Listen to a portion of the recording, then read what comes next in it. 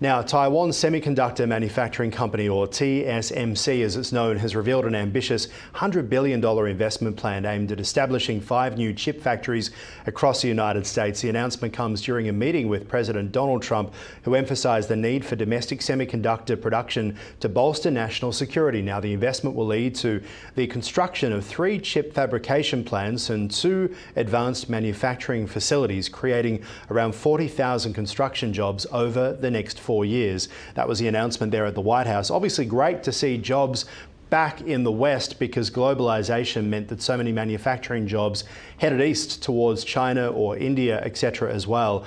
Will the prices go up? Will be what we've always been told. Apple's told us if they had to make the iPhone in the United States, it'd be $18,000 per device. Chips about to go up. Yeah, I mean, it's a good point there, Aaron.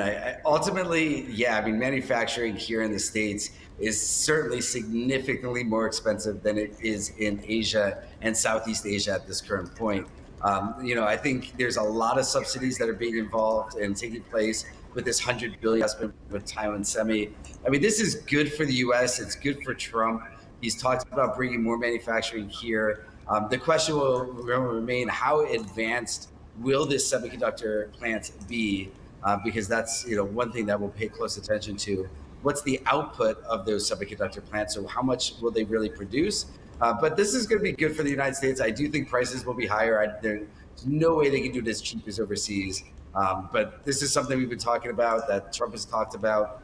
And even TSM, I remember that TSM is sort of the ugly duckling out of China, because China thinks it's part of Taiwan's part of China. Taiwan thinks Taiwan's separate, and TSM having these stronger ties here, will certainly upset China a little bit as well. So we'll see how this all plays out. But ultimately, I see this as a positive for the States, and I think you get more chip production, but it's definitely not going to be cheaper. What concerns are being raised about Taiwan's national security when it comes to the TSMC deal with the US? What are they worried about? Yeah, I mean, so again, I think China still wants Taiwan to be part of one China, and we have Taiwan Semi and Taiwan as an independent country, if you will.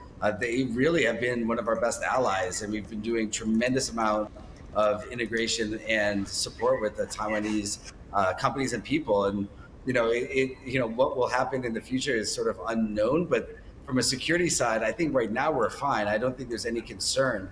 I think if mainland China does try to take Taiwan under its arm and say it's part of ours and does that forcefully, I think then there's going to be some security concerns, given the fact that mainland China will be in total control. Right now, it's still autonomous on Taiwan's side. And what about the assurances from TSMC given regarding production of its most advanced semiconductor technology? Because we know that President Biden, he wanted this as well. There's been so much talk for national security reasons to get chip manufacturing back onshore in the United States, because everyone wants these rare earth materials. It goes into the minerals deal with Ukraine as well, potentially a minerals deal with Russia, if Trump could get that over the line. It really seems to be, if you kind of take a step back from all of the geopolitical, even that meeting at the White House, is this really about Trump versus China and semiconductors that need minerals? What are your thoughts? Yeah, I mean, there's so many points there, Aaron, so let me try and address a few of them. On the rare earth side, yeah, I mean, we are really starving for rare earth minerals. It's the building block for semiconductors. China sits on the majority of rare earth minerals. So we certainly are behind in terms of needing that mineral. In terms of looking at what this does from a China-U.S. standpoint, yeah, I mean, I think maybe tensions get raised even further.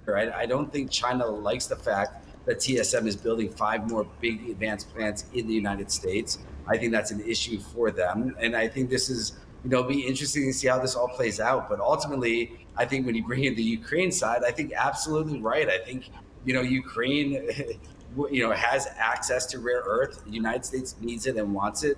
The United States feels that they've been spending billions and billions of dollars to a country that sort of misappropriated funds, and they're trying to get a good deal on the rare earth side. So I'm not surprised by all of this. I think you're bringing up some very good points. How it's going to play out is sort of unknown still, but I mean, there's so many cross currents currently but I agree on those points. And or ultimately, I think it'll be interesting to see how China responds. And I think Yeah. they're going to have a response on the investment side. They're going to have a response on the tariff side. The other one is Nvidia as well, the market darling, which has helped to boost so much of that market sentiment over the past year and a half, really, since the beginning of last year because of AI. How does Nvidia look at a deal like this? Do they get impacted? Does their share price get impacted? What are your views? Well, so NVIDIA should be benefiting from this, Aaron. So like Taiwan Semi is one of NVIDIA's biggest manufacturing partners.